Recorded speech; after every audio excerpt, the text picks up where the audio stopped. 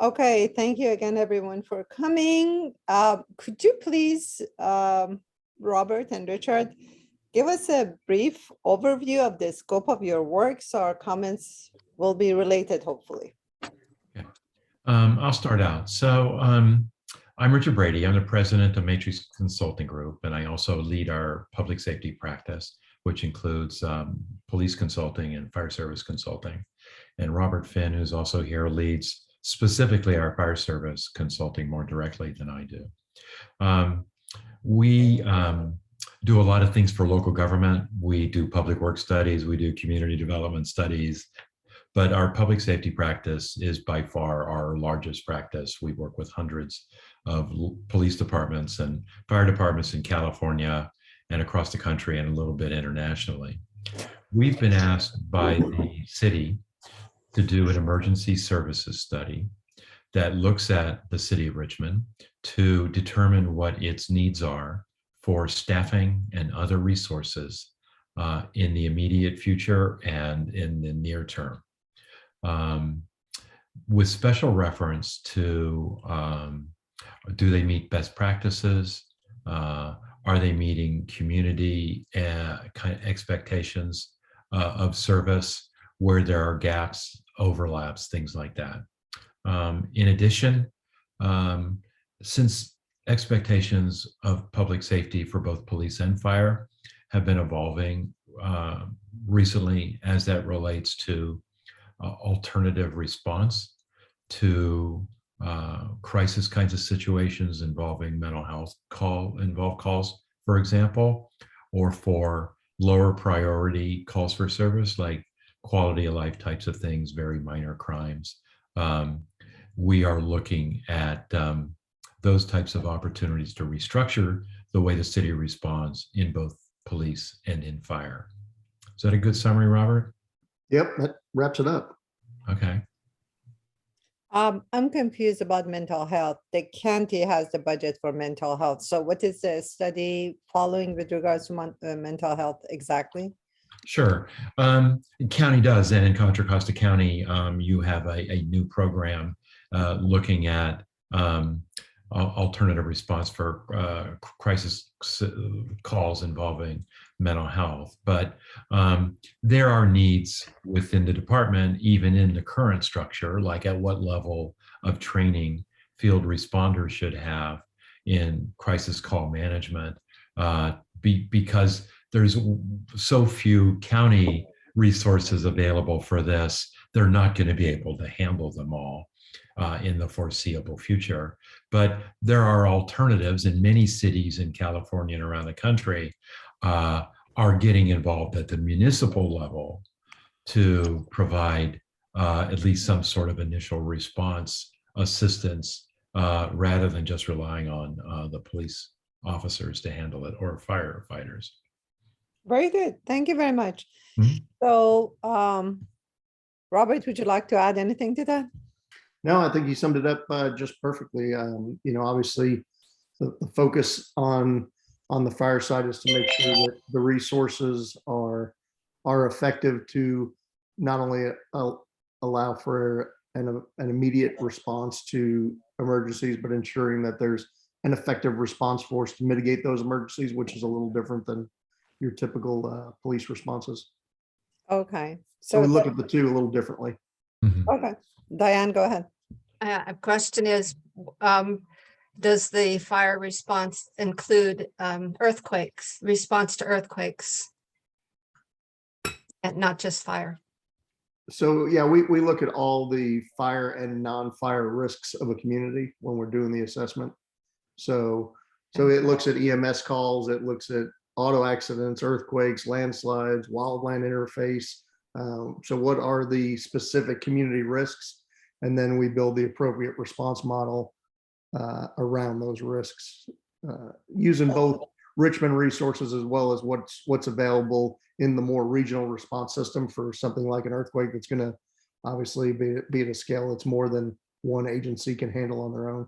But that's a good point. There's a cross-cutting element to this that we need to be mindful of, and that's emergency planning and emergency management. That includes those kinds of events plus future emergencies associated with climate change, like sea level rise and things like that as well, that you need to have a local plan as well as a county plan and a regional plan.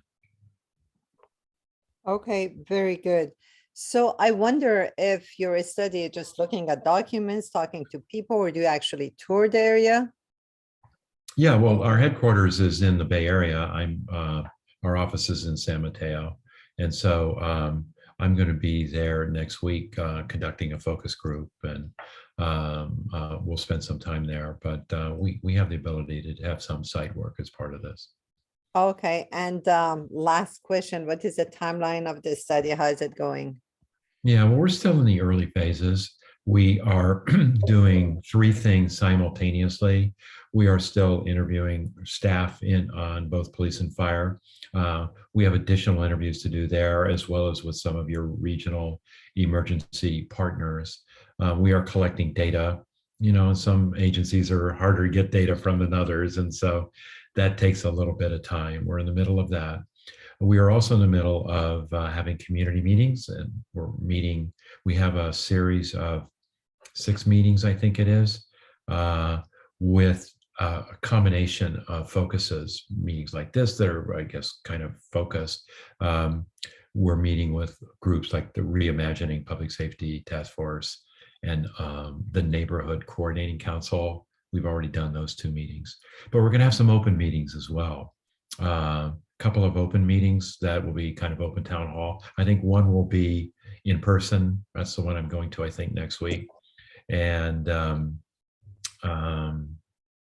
couple of other sponsored ones, like with a business group, and I think another one. So that's what comes next. So those tasks will take us kind of through the summer, at least into August. And then for a couple of months after that, we'll be evaluating the public safety resource needs and coming up with a final report. So sometime mid to late fall. Okay, very good. Sorry, Marilyn's here. Just a second, I know she has COVID. I'm glad she made it, very committed. Hi, Marilyn. Glad you made it, and I hope you feel better. I was looking in my files. Maybe I didn't see you in time, but for a file that shows our area, I don't know, Robert and Richard, if you're aware or not, but where Highway 80 is and crosses San Pablo Dam Road. Yeah. There is Hayward Fault parallel to Highway 80 crossing that area, and there are 2 major gas distribution lines underground in that area. One going parallel east, one west, and in case of an earthquake, there will be eruption. Yeah. There will be wildfire and everything. So I hope you Sure. consider that in your study. It's very important for us. Not many people know about that major gas distribution line by PG. Yeah. Well, we know what happened in San Bruno. When was that? 10 years ago, and they didn't even have an earthquake that caused that. Exactly. So, and if you look at the very high fire hazard severity zone map, you see that a part of East Richmond is covered in red. So we live in Wheeland, close to that or on that zone. That's a major concern for us to make sure we have adequate emergency response in terms of police officers to evacuate the residents, and also fire department to come. Another issue we have, which is very important for us and unfortunately has always been neglected by the city officials and county officials, is that we are part city, part county on eastern part of Richmond, east of freeway. So city and county need to coordinate their resources. And it's lacking. I hope your study addresses the issue. It's very, very important for us. There has been no effort neither on the part of city nor county to educate the public about emergency warning systems, NIXL and CWS. We as a resident group have started doing it. We don't have any budget, just even to publish the paper and distribute. So that's another important issue. one of the main requests we've been emphasizing, if you followed the news, you know that Berkeley finally got sirens for wildfire. Mhm. We don't have any siren for wildfire. We requested it. Previous manager of Office of Emergency Services told us, no, no, no, sirens are only for leaks by Chevron. They cannot be used here. Well, we don't have danger of leak in our area in Isa where the WUI is. So we can use sirens for emergency notification for wildfire, which is very important. So we demand that. That's essential for us.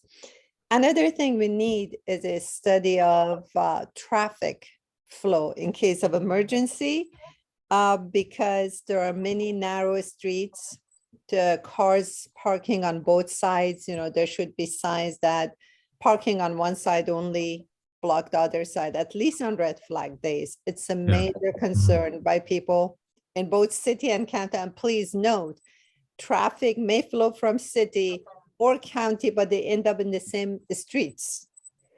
So it's important that city and county cooperate and make sure there's, at least in your report, we hope to see an overview or a hint about the need for such traffic study and paying attention to narrow streets.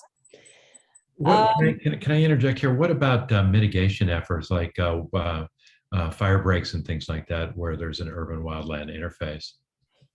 That's a huge issue. That's why we just established West Contra Costa Fire Safe Council, of which I'm president, Marilyn is vice president, Diane is a member. So what we're doing, we're trying to negotiate with all the stakeholders, EBMUD, East Bay Regional Parks, PG&E, to make it safer. We've had good cooperation in terms of at least intention, and all the other fire departments. One of the main issues we're facing is the City of Richmond has no funds for the fire department to do vegetation management, zero. Our fire department is at the mercy of Public Works. So I just emailed Public Works ahead this morning and asked him to cooperate with us so we can use some of the Measure X fund for that. Measure X is by the county.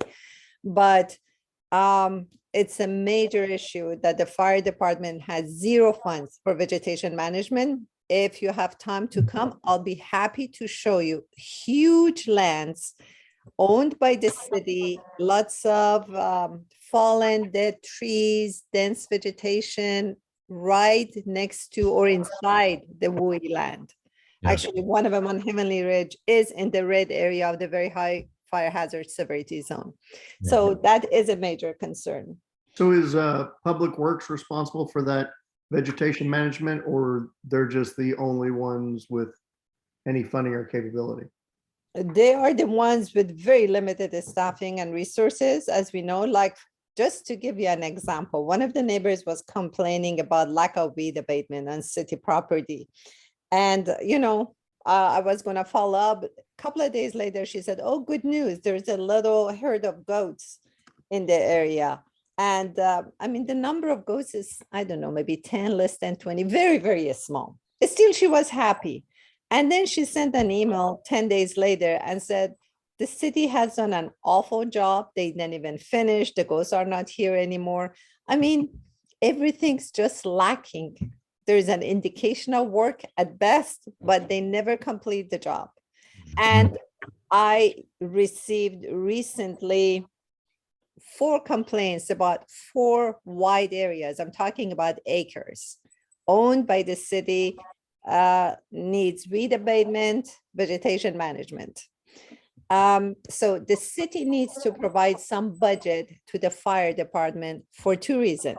First, fire department could do some vegetation management on city properties. 2, which is very important, is some private owners don't do any vegetation management in their property, and the city cannot do anything. In the county, the fire department has some retaining money. They can get a contractor. They would give you a notice first. If you don't listen to them, don't do anything within 15 days, a month, whatever, they will bring in a contractor, does the weed abatement. They put a lien on your property. You have to pay. That's pretty common. The city doesn't have that ordinance in place? Has Okay. zero budget for that. So the They fire- don't have an inspection and follow-up enforcement. Yeah, Yeah. that's the real issue. And Robert, to get clear, she's talking about Public Works is in charge of vegetation management on City of Richmond open space here. Right. Okay. And the developers donated all these steep chaparral covered slopes that can't be built on. So they're not easy to work on. I'm just saying that it needs attention, but they don't do anything. Okay.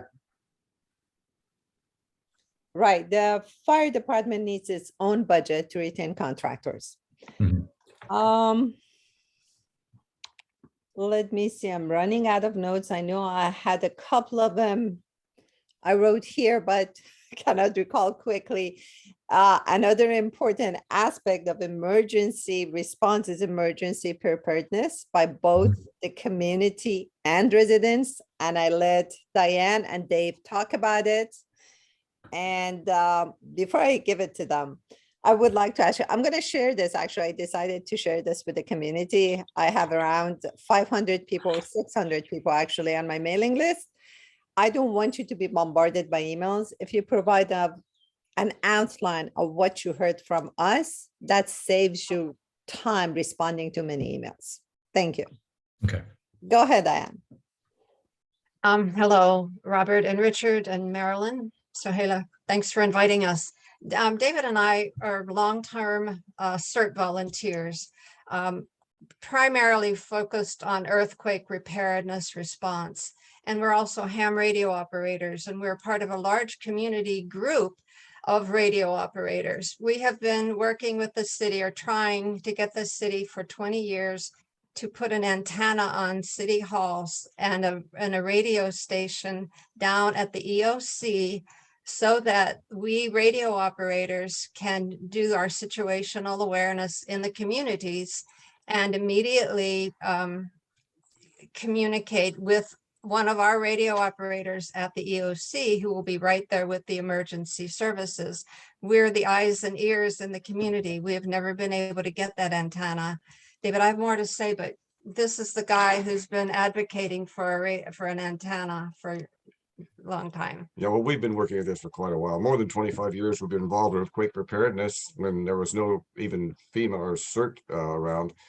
And the situation was always that we wanted to be able to communicate after the earthquake with the emergency services people in the EOC in downtown Richmond. We put in grants, we have the equipment, we have the antenna, we have the radios, we have everything. We've had it for years, and we can't get permission to install them on the city hall. City hall is where the EOC is in Richmond. Or should be. And it's in the basement, and the antenna could be on the roof, and we've gotten close, let's put it that way. We've gotten in charge of the IT person with the building involved. And we've had meetings with them. The last Office of Emergency Services manager has these meetings with the people involved and got bids on the way for what it would cost to install these antennas and wires. Plus the idea, we didn't know that the Office of Emergency, the EOC doesn't have any radios even for fire or police in the EOC. So after the EOC is activated and all the people go to the EOC center, they cannot communicate out of there with their own people, which is absurd, but it's the case. And they don't practice, they don't drill. He had, the last manager tried to organize the drills and teams for the emergency services people of Richmond so they would have, and as I understand it, the state requires at least 1 year activation of each emergency services office in each city. And they haven't been doing that because they don't know their jobs. They don't know what to do. And he was organizing all that. Mhm. And the fact that we don't have any radios at the EOC is the real problem. So That's we a are huge kind of in problem. limbo right now with the study called a benchmark study of how much it would cost. We've discussed it with the people, the contractors who will do the work. They said it's not a big problem. They're actually ham radio operators. They understand radio communications very well. Company's called Red Cloud. Red Cloud out of Richmond. And they said that it would be very inexpensive to put the ham radios part in very easily, mainly because we paid for all the equipment, and we have it in ready to go. And all we need is the cost, and the installation process is actually quite simple from what they told us. The other thing is that we wonder about, as Saheli has mentioned, the problems with the City of Richmond and the lack of funds is just remarkable. It's been that way for many years. I don't know where all the money goes to the people of Richmond, but not to the fire department or even the police as much as we'd like them to offer. The fire department's understaffed, of course, and we don't have an emergency services manager to advocate for all these drills and meetings that we need to stay up on top. We need to stay on top of drills and exercises for emergency evacuations and for earthquake response, what the neighborhoods are going to do. We have organized the whole city of Richmond many years ago for instant command posts throughout all the neighborhoods. This is the idea. And then those people will have ham radios and they will communicate directly with that EOC radio in downtown Richmond. But the other concerns with the fire is that they're so understaffed and they have they're reticent to talk about how well they're prepared for an earthquake, because they're so, they're going to respond to the largest fires first. So most residents will be on their own, and we expect hundreds of fires to break out in at least this city. I mean, it's going to be a regional wide earthquake from Santa Rosa to San Jose, and there won't be any mutual aid for some time. Everyone's going to have to survive. All the neighborhoods have to survive on their own. And so we've tried to, in our neighborhood, try to train people to do that. But it needs to more training for the city, for all the neighborhoods need to have neighborhood leaders, and they need to be in communication with each other. And we'd like to talk about the water supply problem with the East Bay mud, but we haven't gotten anywhere with that because after the fire, we expect many water main breaks. And what are we going to do for water for firefighting? And how can we pump water from the bay? Is there a fireboat? We used to have a fireboat. I don't know what happened to it. I don't know what the pump size is or how many lines they have to draw water. All this will have to happen in a matter of a day or two after the earthquake. And I don't even know if they all have hard suction lines on all the trucks. And I don't know where they would draft from. I don't know their drafting locations. We'd like to know about these things, and then also how to communicate with the fire department after the earthquake. If they have people ride along with them or something that could talk about this, because a lot of people, I understand, East Bay Mud doesn't have radios in their trucks anymore. They relied on cell phones for communications, and without cell phones, the East Bay Mud won't be able to communicate with its own people. All those answers we don't have answers for those questions. Today, everything's working fine. It's sunny. It's nice outside. We expect everything to function normally. I live on the coast. It's still foggy here. You're lucky. We got some sun. But if this earthquake happens in a high fire hazard situation where there's winds coming from the east and it's hot and dry and the fires start then, I mean, that's exacerbates the situation. I mean, and then we're all on our own for evacuation and communications. One thing CERT has been able to do, and over the years, they've trained a lot of people, and we need more CERT classes to be up and running as soon as possible. So yeah, let me say one more thing about this evacuation process. They had a lot of problem with, the police department only has so many people to manage the streets where the lights aren't functioning and the signals aren't working. We were trained in, several people were trained in traffic management, so that we could control, cars and vehicles, street corners and things like that. And there's all these volunteers waiting in Richmond that have been trained, but we're not functioning. Yeah. So we'd like to see some more cooperation from the city on that. Well, that leads to what happened in March is we lost our emergency services manager. He's now the emergency services manager, San Mateo, Belmont, and Foster City. But he had a lot of things going. He was trying to bring all these neighborhood programs under the auspices of the city so that we'd all be coordinated together, because with the lack of leadership, all the neighborhoods have just gone off on their own, which is good, but we're not coordinated. Every Point Richmond, they do their thing, we do our thing, Marina Bay does their thing. So we've lost our CERT. There hasn't been CERT training since 2019.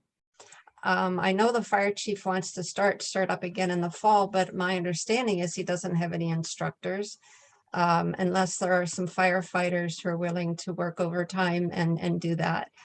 But if they get called out, that's a problem. So I'm not optimistic about CERT getting started again, but we've had a setback from COVID and from the change of leaderships over the years. Yeah.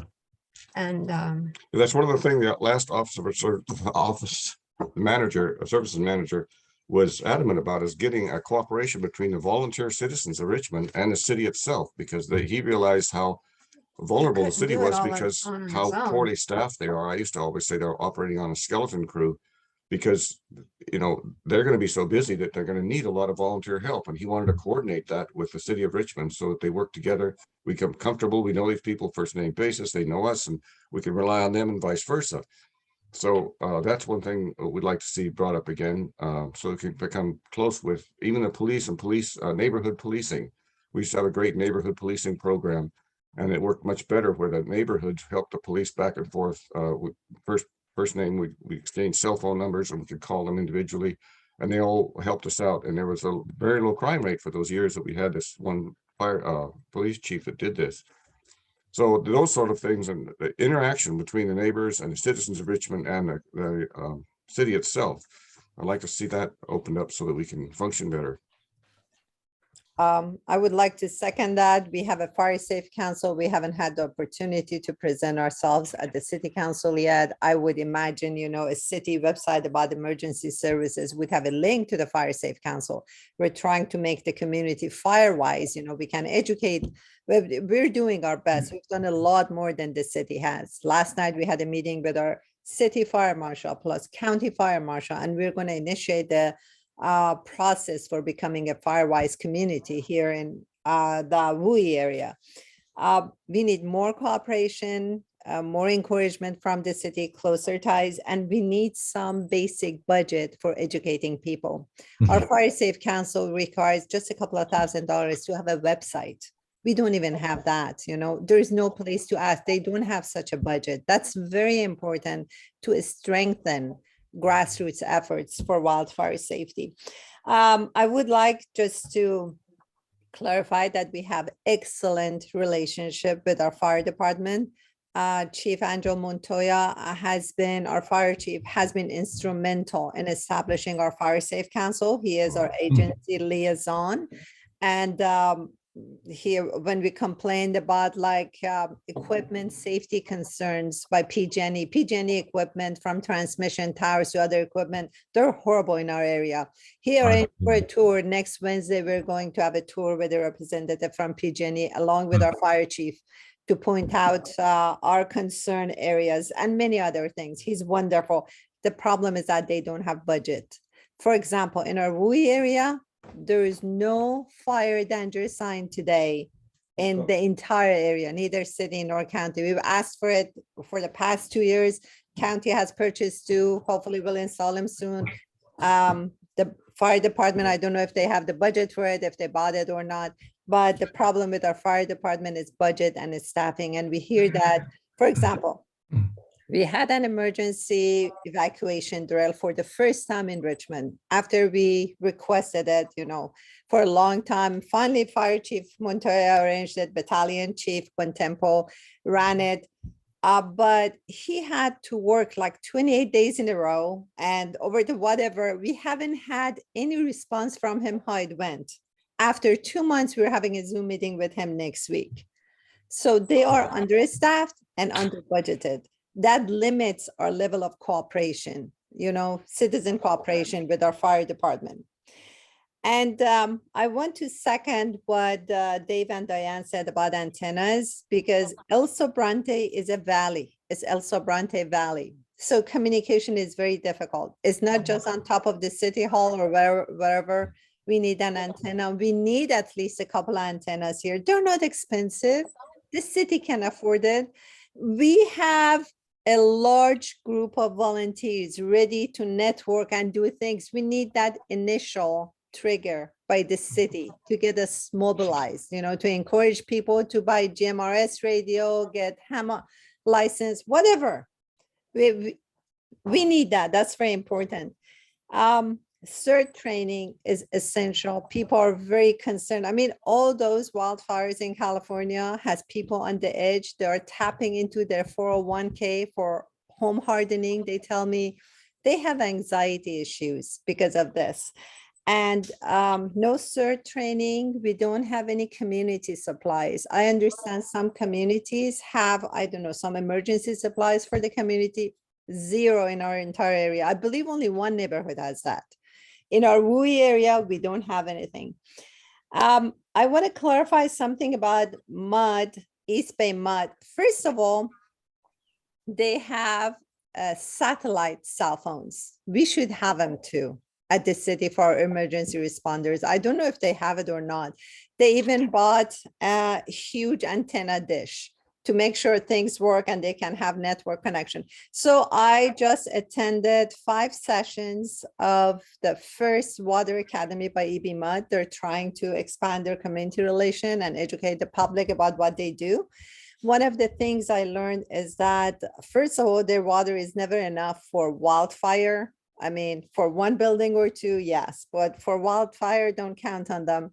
Second, after an earthquake, they would come and provide repairs to one water line for the entire public where people can easily come and go with vehicles on foot, whatever, but they need to have an MOU with the city for that location to be identified ahead of time, because there will be no communication after earthquake. You know, they should know in advance where that is. So I informed Shasa Curl, our city manager, and hopefully she's following it up. I also informed the county, and Supervisor Joya said he would follow up. We need some transparency. Where is the process? You know, did they drop the ball? Is it going on? Where is the location? Nobody tells us anything. I don't want to be a pest because I already bugged them a lot about wildfire emergency kind of things. So we expect from the city and county to have some transparency, inform us. Those are important informations. Oh, one more thing. I was talking to Harpreet Sidhu, who is one of the authorities at the Sikh Center, Sikh Temple, San Francisco Bay Sikh Temple is here off San Pablo Dam Road. You must have seen it. I was told when I told him about EB Mud thing, because he had mentioned, you know, in case of an earthquake or emergency, they would have food for hundreds of people. It could serve as an emergency center or emergency shelter. I didn't know that. He said Red Cross has recognized them. Why doesn't the city inform us? What are the other emergency shelters? Any in our area? We need to know, we need to make sure. And I told him actually about that EB Mud MOU and told him maybe they want to get that. Another thing, we don't even have one helicopter pad in our area, east of Highway 80. I don't know about the west. In case of emergency, you know, you may need a helicopter to come and take injured people. None, zero. Go ahead. I'm done basically with the outline. Go ahead. I can go on forever, but go ahead. Well, just one more comment on the City of Richmond cooperation with the neighborhoods. There's been a real lack of interest among the neighborhoods to get involved with these things over the years, because so little has been happening over the years that they don't see anything worthwhile, and it's hard to get members to join up, to go to CERT, to cooperate on your neighborhood block, to get command posts set up and things like that. Everyone says, oh, nobody's interested. Well, what we used to do in this block, and actually our neighbors started up with the National Night Out, we had block parties, and we used to have amazing block parties organized by our neighbors, where the streets would be closed. The city would donate the barricades, close the street for the day. We had a meat packing plant that was owned by a guy's brother, and he brought over this meat. We had huge barbecues in the street, lasted all day. The fire department came, the police department came, the mayor came, chief of police, everybody came, everybody knew each other. And all these neighbors in our neighborhoods around would come, and it would be a huge party. We get to know them, we exchange numbers and phone numbers, and everybody joined these teams and our earthquake preparedness teams and wanted to be part of everything. But today it's so expensive and hard to get anything done with the City of Richmond that you can't get a block party. It costs a fortune. You have to go through signing 26 signatures, and it costs hundreds of dollars. So people are just discouraged. And if there was a way to streamline these block parties to organize the communities, not just for earthquake repairs and safety, but for safety, for security of the neighborhoods. We all know each other. And these block parties should be frequent and common, and everyone would be connected better that way. But the City of Richmond charges so much and makes it more difficult.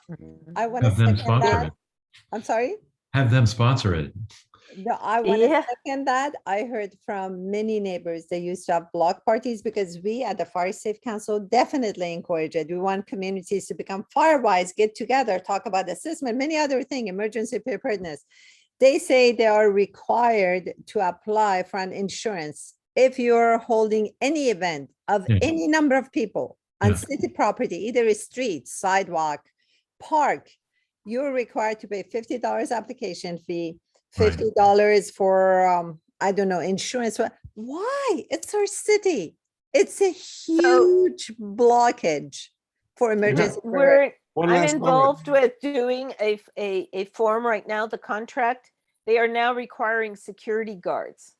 One Oh, God. security guard for up to 50 people, 2 security guards for 50 to 80, and then 3 up, etc. Yeah. This is for a neighborhood party. It is Yeah. bizarre. And I got to tell you, you know, that requirement is possibly going to put it out of reach for us. Yeah. They also charge you, if you play your own music, you have to pay a fee to the city. Yes, council. $25. You have to pay the city for playing your own music. So you That's can't play your own ridiculous. music. And We I used to would have a like to member see, live music in the street, you know, it attracts people. I mean, everybody's so close then, and it gets a community together, and it's almost everything that we're doing is discouraging involvement from the neighborhoods. exactly. So they allow only one free party per year. That's National Night Out. The rest of the year, I mean, and it's an issue of social justice and equity. I mean, you could have it in your own backyard. If you have a large, nice backyard, you don't need permit from anyone. Invite your neighbors. But regular people, I mean, they cannot get together. It's awful. And that's where the crime is most. They need to get together for crime prevention, neighborhood watch, safety, whatever. So yeah, this is ridiculous. People are very, very upset about it. That's the outline of my major complaints. We've been taking notes. When do I receive an outline of your notes, please? Well, we can get something together next week. Wonderful. I'm not going to send out the recording to the neighborhood until we have your notes, so that they would be, you know, assured they have some peace of mind that they've been heard and they wouldn't have to contact you again. You can also send us your notes. Oh, okay. I'll be happy to. Okay. I can just send you an outline. I only have an That'd be great. outline. I'll send it to you. That'd be Very great. good. Appreciate And that. Dave and Diane, you can send it to me. I'll add it. And Yeah, I have minutes from our meetings with Red Cloud, all the conversations that went on about why they couldn't install the radio, the Right. antenna. I'll send them to you, Sohaila, if they're useful. Okay. That would be yes, great. please. I would Appreciate like to provide a report to the community that we had this meeting and a summary of what was passed on and a summary of what Richard provides to us, what was heard. So Okay. we'll know if there would be any need for a follow-up or Yeah. asking you for a tour in the neighborhood to show exactly where we live, how things are, what the concerns are and everything. Okay. And one more comment about the hiring of the new emergency services manager. I mean, they're requiring one person to handle the training and the organization of city employees as well as community volunteers. Huge, it was too much work without any support staff. It's Plus too doing much all, to plus ask. doing all the planning and coordinating with other governmental entities, et cetera. Exactly. And we need an office of emergency services manager. Yeah. That's what I'm talking about. Yeah. Yes, We- and We just did an emergency management study for Marin County, for the entire county. So, Oh, nice. So please keep in mind, we have the Hayward Fault, we right, have PG&E transmission gas line, and we Right. have Wooey here. right, So you name it, we got it. right. You do. Yes, that's why people are very concerned and it's their Sure. lifetime saving, you know, in their houses they put. Yeah. That's why they're having anxiety issues. Yeah. I mean, serious anxiety issues, trust me. Okay. And we have Chevron Refinery. Yeah. Exactly. True. Yes. Marilyn, would you like to add anything? Okay, I'm not sure if Marilyn's there. I know she's lying down because she got COVID. Yeah. Oh, we should Okay. Be recovering. All right. Do well, you guys thank you. have any questions for us? We may as we put these together, but let's get more into it and find out, do our own due diligence with the city to find out what they've done in some of these areas and maybe get back in touch later on in a study. Okay, very Good. good. Thank you very much for your time and For yours listening as to well. us. Thank We you. really appreciate it. And please keep us informed about your timeline. I mean, before the Yeah. report is Yeah. submitted, we may want to add to it. The community may want to have more input into it. We'll have public meetings at the end. So.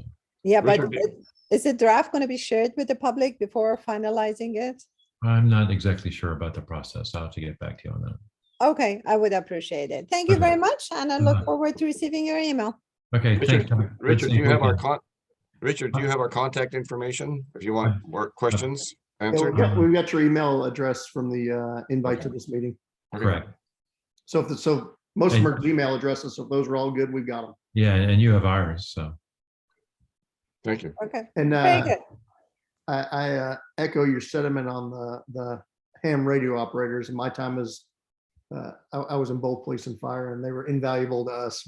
I was in Tornado Alley, so anytime there were severe storms, they activated. We're in our EOC, frequent contact with the weather spotters, and made sure that if something was coming, we were well informed and well prepared. So. Plus you were also on the flight path of DFW, so you had those kind of risks too. Yeah, but we can never know when they're going to come up short. They don't tell us. you know when they do though. It just happens. Yeah. Yeah, just to tell you how hard these people work, we have monthly drills, tests of all the No, that's great. ham operators plus GMRS radios, sometimes weekly. Wednesday, I don't know when there are many. I mean, they're working very, very hard. Zero support from the city. Zero support. Yeah, we could easily expand the network.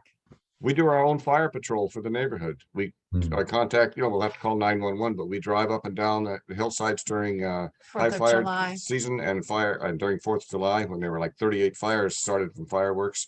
And we coordinate with the city of Berkeley and Oakland, all the way down from Castro Valley, all the way to the hills up here. We do our own Fire patrols. patrol. Thank you. That brings me to something I forgot to mention, the need for fire detector cameras. Wildcat Canyon behind us has several cameras. I believe City of Orinda has most of them.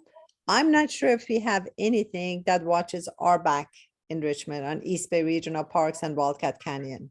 We do need a couple of cameras to detect beginning of the fire. And please, I forgot to mention, in addition to all the things, we do have very high voltage PG&E transmission lines going through East Bay Regional Parks. One of the things I'm going to show to the PG&E representative is lack of vegetation management around it. One of them is enclosed like within a couple of yards by wooden fence, and there is a pile of firewood logs next to that. Can you imagine? PG&E tower with all the safety cautions that need to be around it. I mean, it's horrible. That's another thing we have in our WUI land, okay? Right on East Bay Regional Parks. Okay, thank you very much. I appreciate it, and let's just stay in touch. Thank you. Thank you. Nice meeting you. You Nice too. meeting you Take as care. well. Have a safe good day, weekend. everyone. Bye. Bye.